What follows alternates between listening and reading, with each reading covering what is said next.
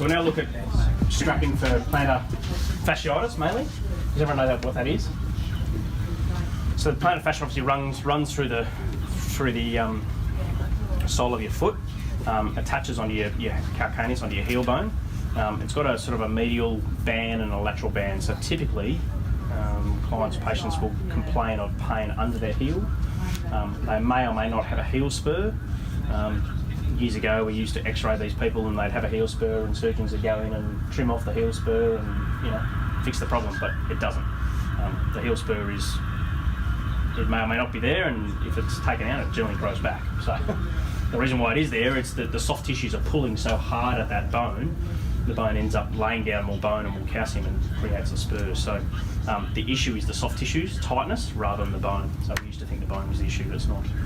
There is a little bit of a connection from your Achilles over your calcaneus and into your plantar fascia. So sometimes people will have heel pain or plantar fascia pain and have tight calves or weak calves. So this is just a supplement sort of starting off their rehab rather than being a complete fix. So I tend to do this a little bit more with kinesio tape these days, which we'll show later this afternoon, but you can do it with rigid. So effectively what you're trying to do is you're trying to offload the fascia. So I get people into prone so their feet can relax a little bit, and they will drop into a little bit of plantar flexion. So it's going to be a little bit short there, so when I lay that on and they stand up, it's going to be a little bit tight. Sometimes I find if I do it sitting up in supine, I can do it too tight to them, so I just let them sort of relax their foot there. So starting point is just an anchor around sort of metatarsal heads. Be careful you don't go too tight, because compressing that can feel really uncomfortable. So literally just lay that on as an anchor, 1 or 2 strips depending on how big their foot is. Now there's lots of different types of how to do this for fascia. There's low dye, there's high dye, there's a reverse low dye, all sorts of different techniques. So again, it doesn't... I don't know, what do they mean? No, I don't know. So there's lots of different ways you can do it. Again, there's no right or wrong. Just depends on how comfortable you are and the client is with how you do it. So typically I try to protect the medial side and sort of try and almost shorten that medial side, so you're taking a little bit of load off the fascia. So I would do this more in an acute setting. In a more of a middle to end stage, I'd use the kinesio tape, which is a little bit lighter. Nasty ones with really tight, irritated plantar fascias might need to go into a cam boot or a night splint, just to give that real sort of offloading protection, but this one's a good way to do it. So I tend to use the 25mm for these. Again, big feet, you can get away with doing the 38s, but sometimes you've got to turn the corners a bit more, it's a little bit more fiddly. So I use the 25s and then I overlay it with the 38. You've got some? Yeah. So I start, if I'm going to protect medial, I start on the medial side and I'll come around the Achilles and calcaneus. Again, try not to cut that off too much. And there's 2 ways I'll do this. I'll either go straight back down to where I started, or I'll roll into coming across to the lateral side. So you're creating a little bit of a cross around where that fascia is attaching. And I'll tend to do at least 2 of these each way. You do sometimes get a little bit of creasing. Now, if I turn the corner too much, that's probably going to crease here, so I'll just lay that one down straight to the big toe, but I'll try and do at least 2 each way. So shortening that up a little bit, so it's trying to take a little bit of load off that fascia.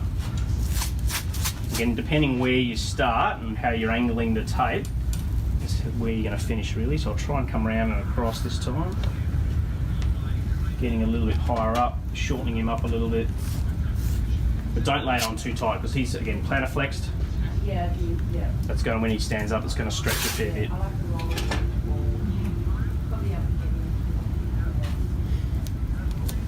Straight down to his toe. So I might do 2 or 3 of those, just to try and create a little bit of a lock off through that inside. To overlay that, I'll start medial, big toe, finish lateral on his 5th toe, just as a little bit of an anchor strip. And it's common for a lot of these guys to be a little bit sort of pronated through their foot, and hence they create a bit of irritation and loading or overload through that fascia. So I'll tend to just trying to lock them up into have a little bit of an arch lift. So I'll start lateral and then finish medial, and as I come across medially, just lift up a little bit through the arch. And I'll just overlay that by a bit each time. Just a little bit of a lift.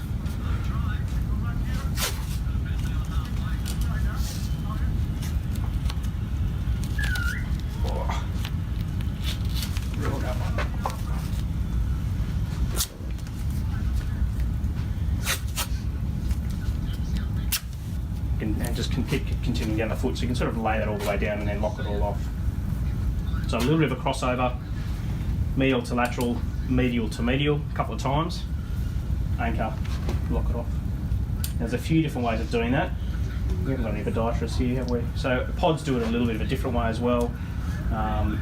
They like to put a little bit of fixed mold through the top or hyperfix and lock it all down through the front. I do a different one as well. I'll show people. Fergus definitely does a different way. Questions about that? How many are you going, like medial to medial and then medial to like the figure 8? I generally do 2 each way, but depending on the size of the foot, he's got a fairly big foot, so I could probably do another couple. I would possibly even use maybe a 38 for him because he has got a bigger foot to actually come down and around, and you know, you get a lot more purchase on that as a 38 because he's got a bigger hoof. Yeah, but I'd at least do 2, maybe 3. Yeah. Just depends on the size of their foot. Yeah. Do you want to show yours now and then practice? Yeah, I can do.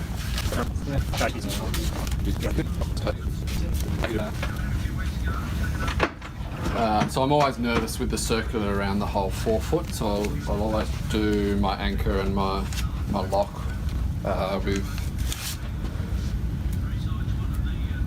with a hyperfix.